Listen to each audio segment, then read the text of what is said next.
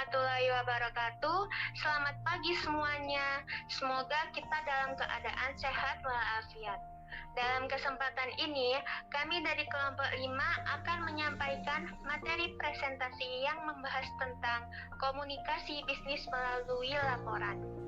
Sebelum kita mempresentasikan makalah hari ini, saya perkenalkan terlebih dahulu anggota kelompok kami, Adinda Indah dengan saya sendiri, Aninda Setiarani, Angelia Retanti, Rizky Ramadhani, Veronica Rinaldi, dan Yolanda Anju. Topik pembahasan yang akan kami bawa yaitu yang pertama, tentang rapat bisnis, yang kedua, tentang penulisan laporan bisnis, yang ketiga tentang penulisan laporan singkat, dan yang keempat tentang penulisan laporan formal.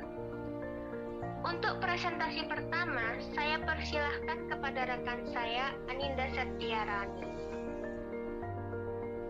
Rapat bisnis. Rapat bisnis didefinisikan sebagai bentuk pertemuan dua orang atau lebih di suatu tempat, baik di dalam maupun di luar kantor, untuk membahas hal-hal yang berkaitan dengan rapat bisnis. Biasanya dalam rapat bisnis membahas hal-hal yang sifatnya rutin, misalnya penjualan harian atau mingguan, serta pendistribusian barang ke suatu daerah.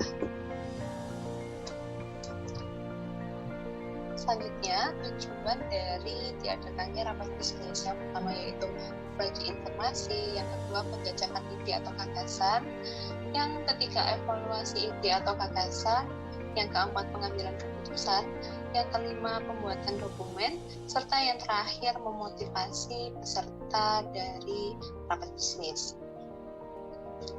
Untuk mengadakan rapat bisnis diperlukan perencanaan yang matang sehingga rapat dapat berjalan dengan lancar. Berikut adalah beberapa hal yang perlu disiapkan dalam perencanaan rapat bisnis, yaitu yang pertama, menyantumkan tanggal, tempat, waktu mulai, dan waktu selesai. Yang kedua, menyantumkan rumusan tujuan atau maksud dari rapat. Yang ketiga, menyantumkan siapa saja yang hadir.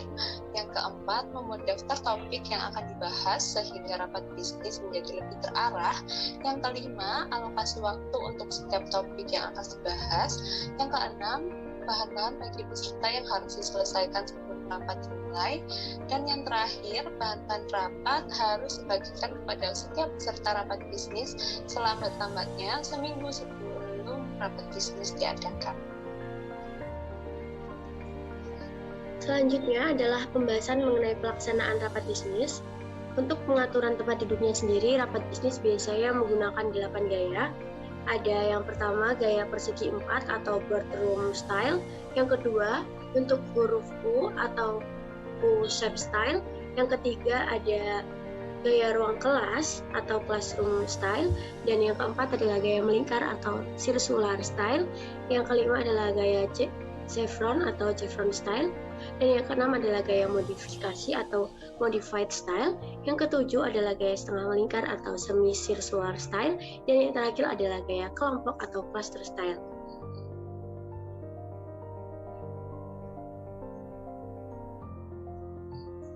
Laporan bisnis.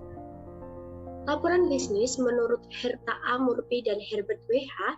adalah suatu laporan yang memiliki sifat netral, tidak memihak, memiliki tujuan yang jelas dan berisi rencana penyajian fakta kepada seseorang atau lebih untuk tujuan bisnis tertentu. Tujuannya sendiri adalah untuk memonitor dan mengendalikan operasional perusahaan, untuk memenuhi pernyataan hukum dan peraturan yang berlaku bagi perusahaan, untuk mendokumentasikan prestasi kerja, dan yang terakhir adalah untuk menganalisis informasi dan memberikan bimbingan bagi pengambilan keputusan. Selanjutnya adalah persiapan penulisan laporan bisnis. Yang pertama adalah melakukan analisis masalah yang mencakup tujuan penyusunan laporan. Yang kedua, mempertimbangkan siapa yang akan menerima laporan. Yang ketiga adalah tentukan ide atau gagasan yang mengumpulkan bahan yang diperlukan.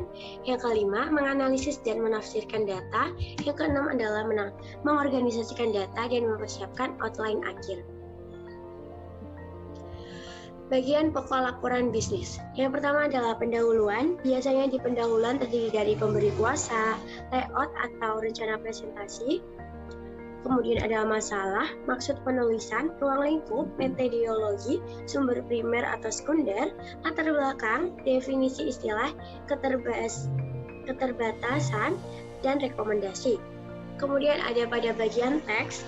Biasanya bagian teks membahas dan mengembangkan hal-hal yang penting secara rinci.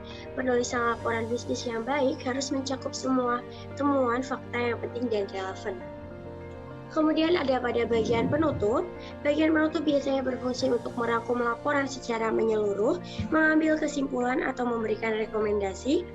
Bagian penutup sendiri terdiri dari biasanya diberi judul rencana tindakan atau proposisi.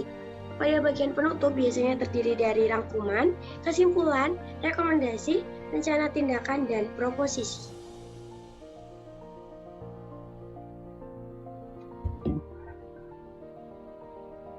Cara menyusun laporan bisnis. Yang pertama yakni membuat topik-topik atau kriteria. Yang kedua, menyusun urutan suatu peristiwa atau kejadian. Yang ketiga, mendeskripsikan lokasi atau tempat. Yang keempat, menjelaskan suatu proses atau prosedur. Yang kelima, menyusun urutan tingkat pentingnya secara alfabet. Yang keenam, menyusun urutan tingkat familiaritas. Yang ketujuh, menyusun sumber yang digunakan. Dan terakhir yakni pemecah masalah. Selanjutnya yakni penulisan laporan singkat.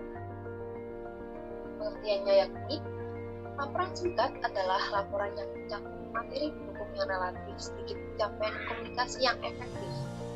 Dapat berbentuk memo ataupun surat yang terdiri atas 1 atau 2 halaman. Karakteristiknya yaitu yang pertama menggunakan gaya penulisan orang kona. Yang kedua, untuk lebih menekankan penulisan. Yang ketiga, judul dan subjudul dalam tubuh laporan. Yang terakhir yakni format memo atau surat. Membuat laporan bisnis yang baik harus meliputi yang pertama, akurat. Yang kedua, keputusan yang baik. Dan terakhir yakni format gaya dan organisasi yang responsif.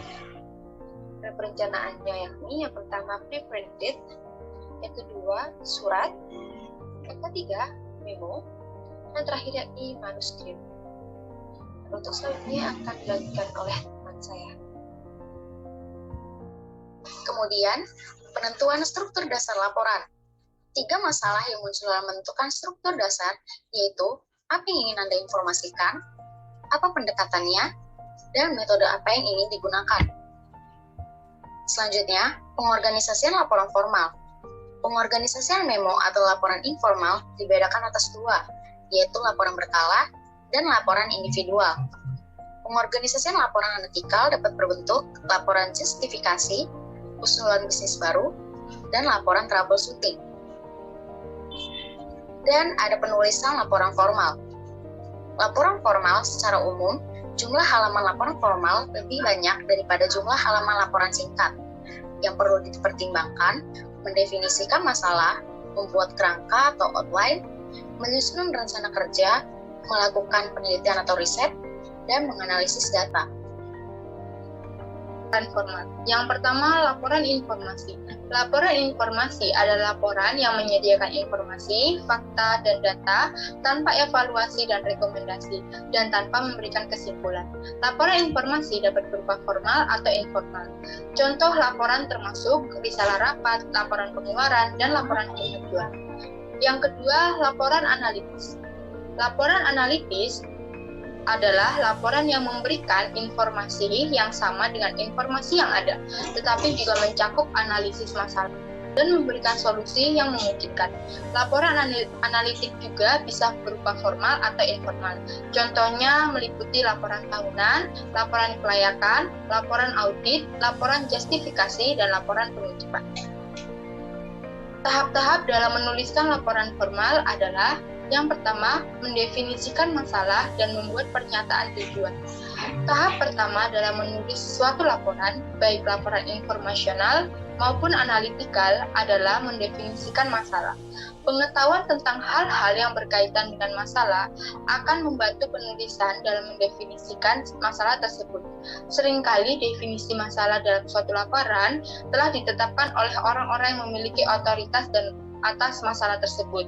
Bila hal itu terjadi, penulis perlu mempertanyakan tujuan pembuatan laporan tersebut sebelum melakukan penelitian lebih lanjut. Yang kedua, outline analisis. Outline berguna untuk keperluan analisis karena memungkinkan penulis untuk memecahkan masalah dan menulis secara sistematis. Outline analisis harus mencerminkan struktur penulisan yang logis dan mudah dipahami. Yang ketiga, penyusunan rencana kerja penelitian. Rencana kerja penelitian merupakan bagian dari penulisan laporan yang datanya berasal dari proses meneliti. Dalam rencana kerja tersebut dapat berisi masalah yang dipilih, ruang lingkup penelitian, pembahasan tentang metode pengambilan data yang digunakan, waktu sumber informasi, dan lain-lain. Yang keempat, cara melakukan penelitian. Sumber data informasi bisa berasal dari data sekunder dan data primer. Sumber informasi sekunder bisa berupa BPS, PDBI, majalah, jurnal online, buku-buku referensi, peraturan pemerintah, dan lain-lain. Informasi yang relevan dengan topik laporan. Kemudian yang terakhir, analisis data. Kegiatan dalam analisis data meliputi perhitungan statistik, pengambilan kesimpulan, dan rekomendasi. Sekian dari kelompok 5, mohon maaf jika ada salah kata. Wassalamualaikum warahmatullahi wabarakatuh.